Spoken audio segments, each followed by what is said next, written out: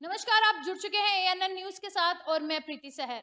जम्मू कश्मीर की अगर बात करें तो जम्मू कश्मीर में जो है आनंद मैरिज एक्ट जो है वो लागू हो चुका है और ये काफ़ी लंबे समय से लंबित मांग थी जम्मू कश्मीर की कि ये एक्ट जो है वो जम्मू कश्मीर में लागू होना चाहिए। इस वक्त मेरे साथ जो बारामूला के प्रेसिडेंट डीजीपीसी से हैं, उनसे बातचीत करेंगे कि आखिरकार वो इस चीज़ का किस तरीके से वेलकम करते हैं। पहले सर आपका बहुत-बहुत स्वागत। जी, जी, नमस्कार, बहुत-बहुत शुक्रिया आपका। मैं सबसे पहले दिल की गहराइयों से सरकार का ख़ासकर सेंटर में जो सरकार है मोदी जी की, अमित शाह जी और हमारे जो गवर्नर हैं श्री मनोज सिन्हा जी, उनका और उसके अलावा जो हमारे स्टेट जे-एंड-के स्टेट के जो इंचार्ज हैं तरुण चुग जी का, उनका बहुत शुक्रिया अदा कर रहा हूँ कि उन्होंने ये जो अनंतकारी जो एक्ट है, वो स्टेट में लागू किया। बेशक देर हो गई, 11 साल के बाद यहाँ लागू हुआ, पर देर आए, दुरुस्त आए। देखिए, चीज़ें तो बहुत हैं जिस पे हमने ऑलरेडी उनके पास डिमांडें रखी हुई हैं। डिमांडें क्या हैं, रिक्वेस्ट्स हैं, ख़ासकर जैसे अभी बुलंद जी ने जैसे लैंग्वेज पे बात की। लैंग्वेज में जी एक बहुत बड़ी कहावत है कि अगर किसी भी कौम से आपने उसकी पहचान ले जानी है, तो उसकी लैंग्वेज उससे ले जाइए। सो आप खुद सोचिए कि अगर लैंग्वेज चलेगी तो कौम कहाँ रहेगी? तो ये एक बहुत बड़ा एक फैसला है, जो उन्होंने लेना है कि पंजाबी लैंग्वेज को जितनी जल्दी वो इम्प्लीमेंट करें। देखिए और ये पूरे एशिया में आप खाली ये मत देखिए कि जम्मू है या कश्मीर है, ये पूरे एशिया की एक बहुत बड़ी प्रोमिनेंट लैंग्वेज है और इसको जितना ही ये इसका प्रचार हो, जितना इसका फैलाव हो, उतना ही अच्छा है। क्योंकि लैंग्वेजेज़ आप देखें, आस-पास सब बहुत सी लैंग्वेजें लुप्त हो गई हैं। तो अगर हम एज़ ए सरकार हमारा फ़र्ज़ है लैंग्वेजेज़ को बढ़ावा देना, ना कि घटाना। तो उस सिलसिले में मुझे लगता है सरकार को एक एक बड़ा ही सही कदम उठाना चाहिए। दूसरा, जैसे हमारे कश्मीर में बच्चों के कुछ मसले हैं।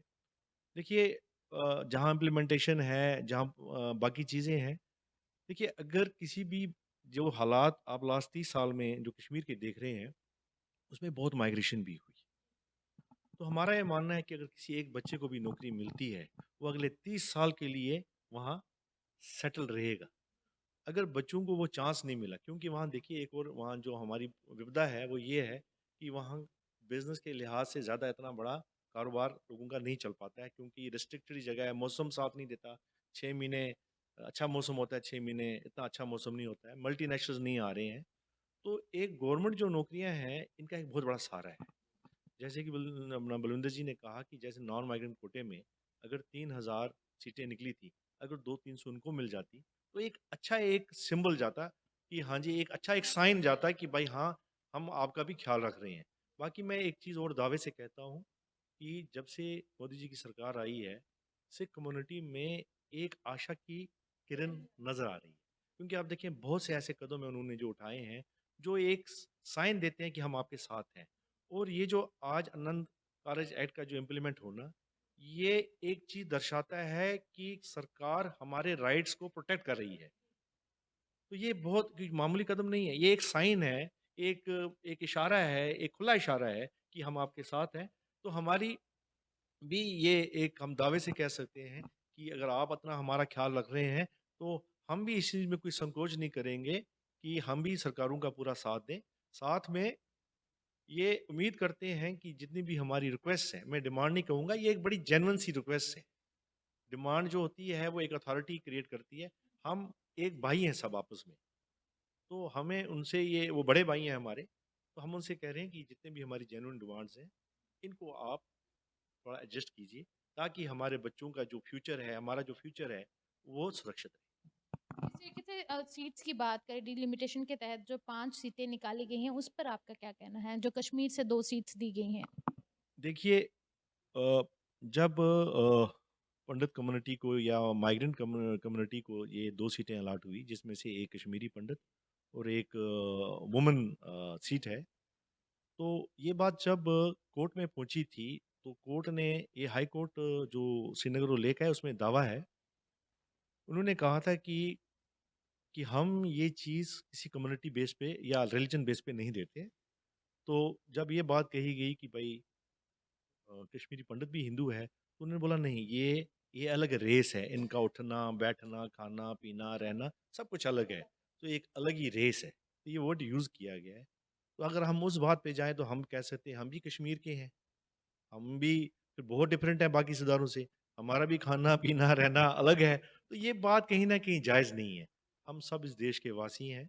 हमें एक नज़र से देखना चाहिए और देखना ये है कि ज़रूरत क्या है? वक़्त की ज़रूरत क्या है?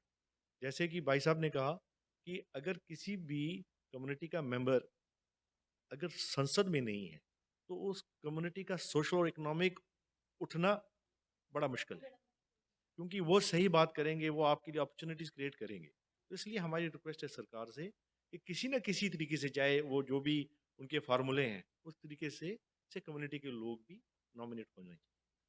बातचीत थी हमारे प्रधान बारामूला जी के साथ और उन्होंने साफ तौर पर ये कहा है कि जो सिख समुदाय से हमारा भी सांसद में कोई होना चाहिए जो हमारी आवाज़ उठा सके, हमारे जो क्वेश्चंस हैं, जो हमारी उम्मीदें हैं, वो जो है सरकार तक पार्लियामेंट में जो है वो पहुंचा सके, जिससे इनको भी जो है एक लगेगा कि बाकी सरकारों की तरह इस सरकार ने जो है बेइंसाफी नहीं की है। एनसीपीडीपी या कांग्रेस की बात करें तो उन्होंने भी यही सब कुछ किया और आज भाजपा सरकार ने बेशक आनंद मैरिज एक्ट तो लागू किया लेकिन बाकी चीज़ों पे जो है वो ध्यान नहीं दिया है। तो मेरे साथ जुड़ी रहिएगा अगले अपडेट के लिए। मैं प्रीति सहर, एएनएन न्यूज़ के साथ।